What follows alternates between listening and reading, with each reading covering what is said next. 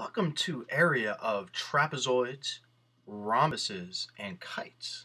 I'm Mr. Pi the Math Guy, and I'm going to be your host today. The title's pretty self-explanatory, so let's get this geometry party started. Here we have the area of a trapezoid. The bases of a trapezoid are the parallel sides, and the legs are the non-parallel sides. The height of a trapezoid is the perpendicular distance between the bases. It's important for you to remember that the parallel sides are the bases of a trapezoid. The legs are really not that important at this time. They will be eventually. And the height is the perpendicular distance between the bases. Now you can see where I have this height here. In this diagram I have it coming from a vertex down. This height could be anywhere along here. I think it's easiest to visualize, and for problem solving purposes a lot of times, to have that height coming from one of the vertices. The area of a trapezoid is given by 1/2 times the height times the quantity, the sum of the bases. So we add the bases together and then multiply that by the height and then by 1/2, and that will give you the area of a trapezoid.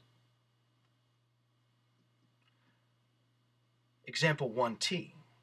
A car window is shaped like the trapezoid shown. The area of the window needs to be found. Well, to do this, we need to remember the area formula. The area of a trapezoid is given by 1/2 times the height times the sum of the bases. Now notice why I said that, the sum of the bases. Instead of saying b sub 1 plus b sub 2, I actually said what it meant instead. So in this case, we're going to go 1/2 times the height. Now, the height is the perpendicular length between the bases. In that case, and in this case, it's 18 inches. So that'd be 1/2 times 18 inches times the sum of the bases. In this case, that'd be 20 inches plus 36 inches.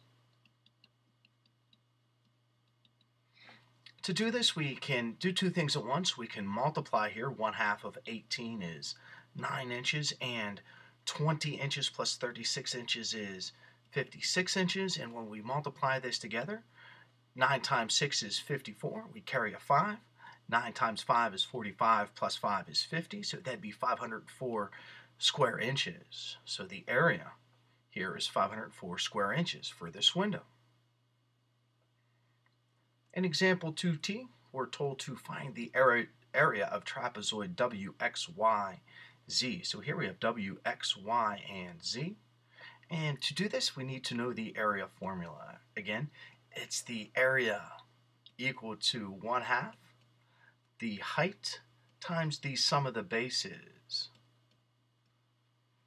This particular problem is a little confusing for students because we're not given the height. A lot of students are going to be inclined to stick 13 feet in for the height, but that's not the height. By definition, it's the length of the altitude. And by definition, the altitude is the perpendicular distance between the bases. So to find this, what we have to understand is we have a right triangle here formed by this height, this part of this base, and this leg. We can calculate this distance here because this whole distance is 16 and this distance is 11. We can get this distance in here by going 16 minus 11, and that gives us 5. So we know this is 5, and now we know two of the three sides of a right triangle. So what we're going to do is we're going to use the Pythagorean theorem.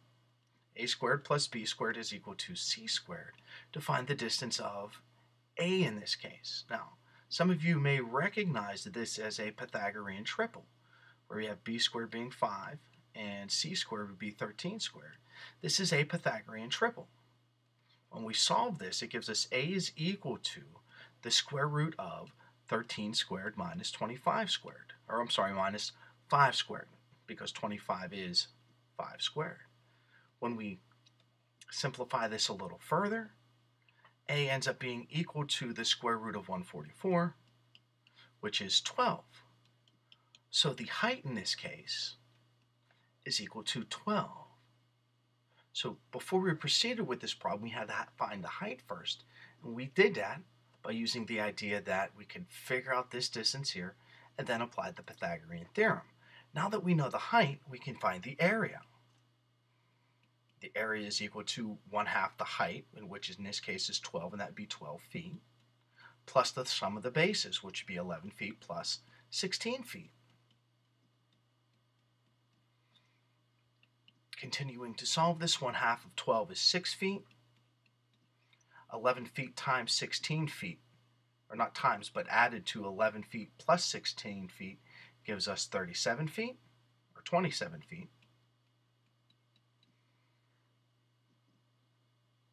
And 6 times 27, well, 6 times 7 is 42, and we carry the 4. 6 times 12 is, or 6 times 2 is 12, plus 4 is 16. So the area here of this trapezoid is 162 square feet. Key thing is, sometimes you might have to calculate the height, and because the height is a perpendicular distance, oftentimes you're going to be able to use the Pythagorean theorem to find the length of that height. Here we're given the formula for the area of a rhombus or a kite and a description of it. The area of a rhombus or a kite is half the product of the lengths of the diagonals. The good thing to remember is that the diagonals of a rhombus or a kite are perpendicular. And here's the formula. The area of a rhombus or a kite is equal to 1/2 diagonal 1 times diagonal 2. So being able to do this, you need to be able to either calculate or be given the lengths of the diagonals of the rhombus or the kite that you'll be working with. Example 3t, we're told to find the area of kite xy zw. So we have xy zw here, and we need to find the area of it. Now the area of a kite or a rhombus is given by the formula. Area is equal to 1/2 the product of the two diagonals. So in this case, what we have to do before we find the area is we actually have to find the length of the diagonals. Now, in this case, WY is acting as a diagonal, so the length of WY by the segment addition postulate is going to be 3 centimeters plus 3 centimeters, which would give us 6 centimeters.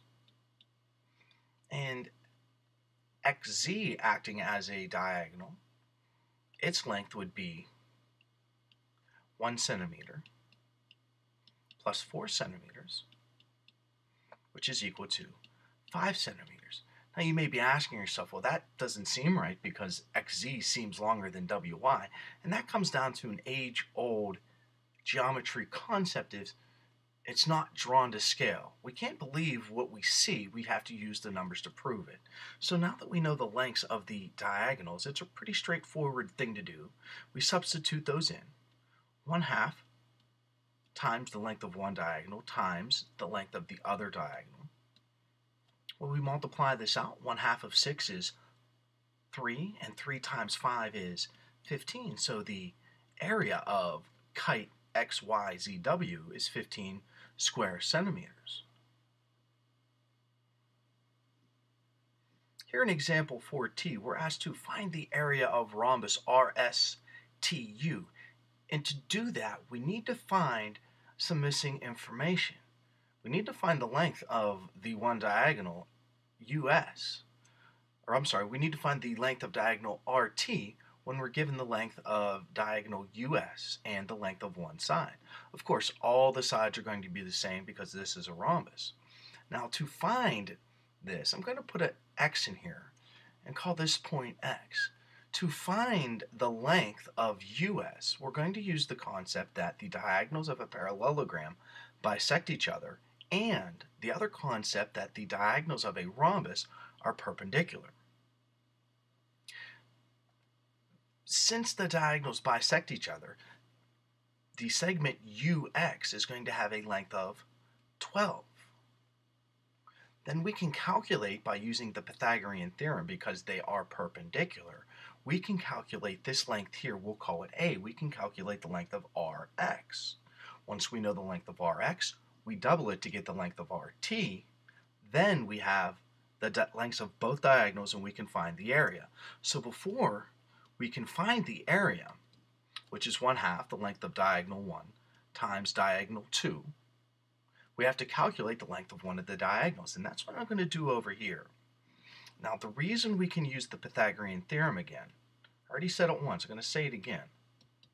The reason we can use the Pythagorean theorem relies on two previously learned concepts, that the diagonals of a parallelogram bisect each other.